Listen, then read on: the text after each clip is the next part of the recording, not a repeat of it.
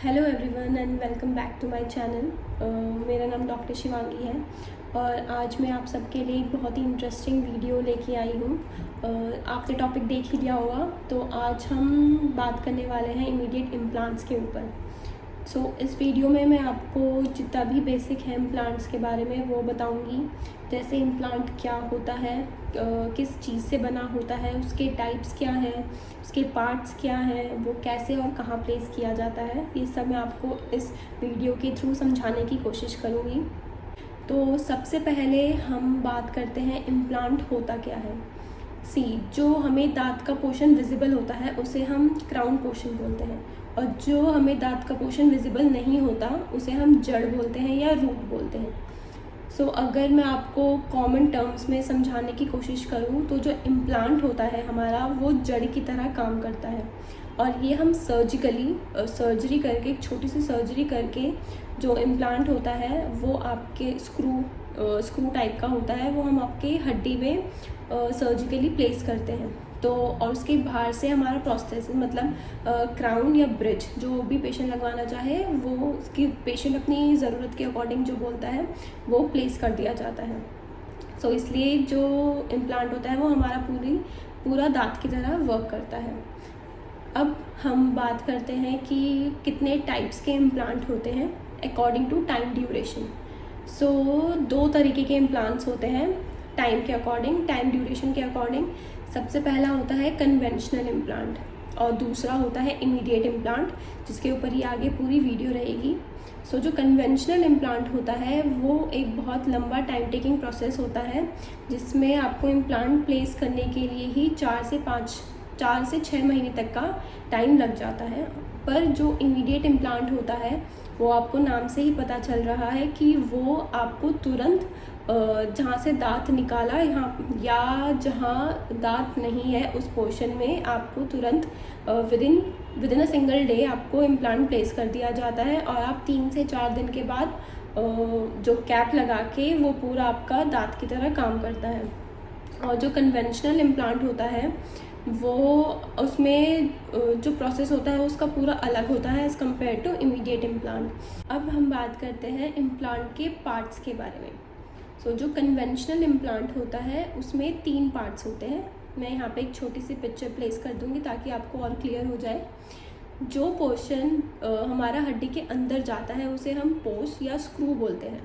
अब उसके ऊपर जो पार्ट आता है उसे हम अबटमेंट बोलते हैं, और जो अबटमेंट के ऊपर लगेगा उसे हम क्राउन बोलते हैं। क्राउन, कैप या ब्रिज आप कुछ भी बोल लीजिए, वो प्लेस होता है।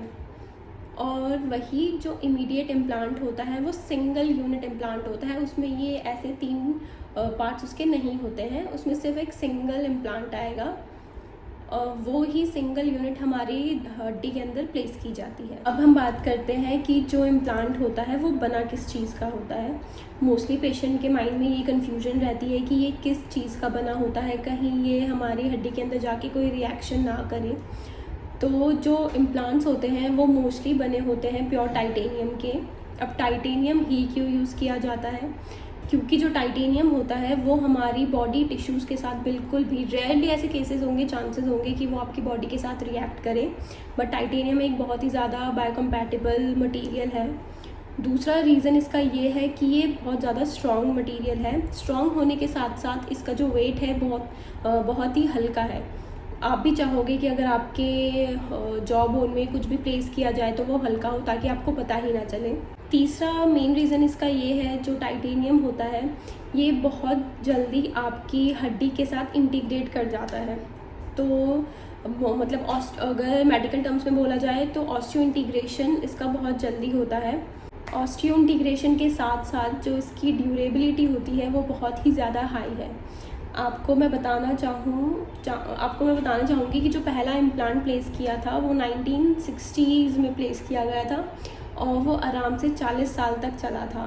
तो इससे आपको अंदाज़ा हो सकता है कि इसकी जो ड्यूरेबिलिटी है या शेल्फ़ लाइफ है वो बहुत ज़्यादा रहती है। सो इसलिए मोस्टली टाइटेनियम यूज़ किया जाता है। बट अब तो ज़िरकोनिया मटेरियल के भी इम्प्लांट्स बनने लग गए हैं।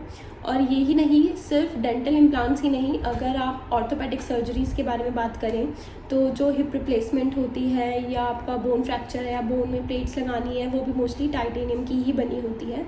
इमीडिएट का मतलब तुरंत। तो आपके जिस दिन आपका एक्सट्रैक्शन किया गया, मतलब जिस दिन आपका दांत निकाला गया, उसी दिन जो इम्प्लांट प्लेस करते हैं उसे हम इमीडिएट इम्प्लांट बोलते हैं।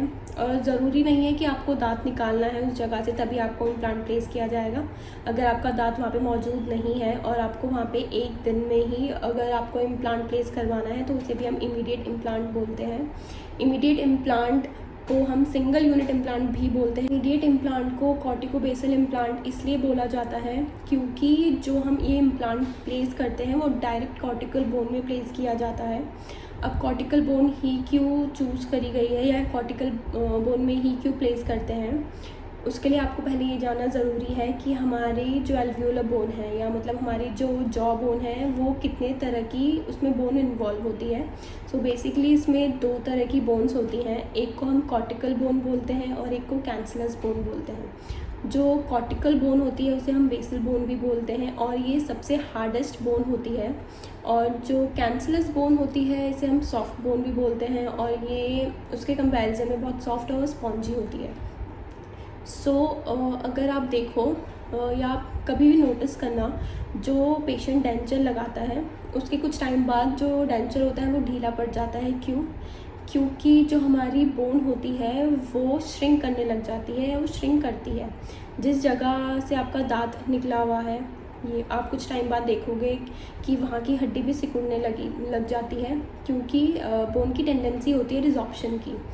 बट जो ये कॉर्टिकल बोन होती है वो भले ही आपका वहाँ से दांत आफ्टर एक्सट्रैक्शन या आपके पूरे लाइफ टाइम में ये जो कॉर्टिकल बोन होती है वो कभी भी रिजॉर्ब नहीं करती है। बेसिक प्रिंसिपल यही है कि इसमें ना ही हमें बोन की हाइट से कोई मतलब होता है ना बोन की विड्थ से कोई मतलब होता है, क्योंकि ये हमें सीधा कॉर्टिकल बोन में प्लेस करना होता है। तो बस इसमें जो हमें ध्यान रखना है वो जो वाइटल स्ट्रक्चर्स प्रेजेंट हैं हमारे, जैसे मैक्सिला में मैक्सिलरी साइनस, मैंडिबल में मैंडिबुलर कैनाल, बस उसे हमें प्रिजर्व करना होता है। और अगर आपका उस एरिया का बोन रिजॉर्प्शन हो भी गया है तब भी इसमें कोई कॉम्प्लिकेशन नहीं है, आराम से बेसल इम्प्लांट आप प्लेस कर सकते हो। आज की वीडियो यहीं तक की थी। I have decided to create small 4-5 videos जिसमें मैं आपको सब कुछ इम्प्लांट से रिलेटेड बताने की कोशिश करूँगी, जैसे मैंने आपको इस वीडियो में बेसिक्स बताए हैं। अब जो नेक्स्ट वीडियो होगी मैं उसमें आपको बताऊँगी कि हमें कौन कौन से लैंडमार्क्स प्रिजर्व करके रखने हैं, हमें कितने लेंथ का इम्प्लांट कहाँ प्लेस करना है, वो हमें कैसे डिटरमाइन करना होता है। तो जो नेक्स्ट वीडियो होगी उसमें मैं आपको ये सब बताऊँगी। जो इमीडिएट इम्प्लांट होता है वो कुछ ऐसा दिखता है। नीचे का जो स्पाइरल पोर्शन है इसका वो आपकी हड्डी के अंदर जाता है और ऊपर आपके कैप आ जाती है। और ये सर्जरी अगर आपको एक सिंगल इम्प्लांट लगाना है वो तो हार्डली 10 से 15 मिनट की सर्जरी होती है। अगर आपको ये वीडियो पसंद आई हो तो इसे लाइक करें, अपने फ्रेंड्स फैमिली के साथ शेयर करें।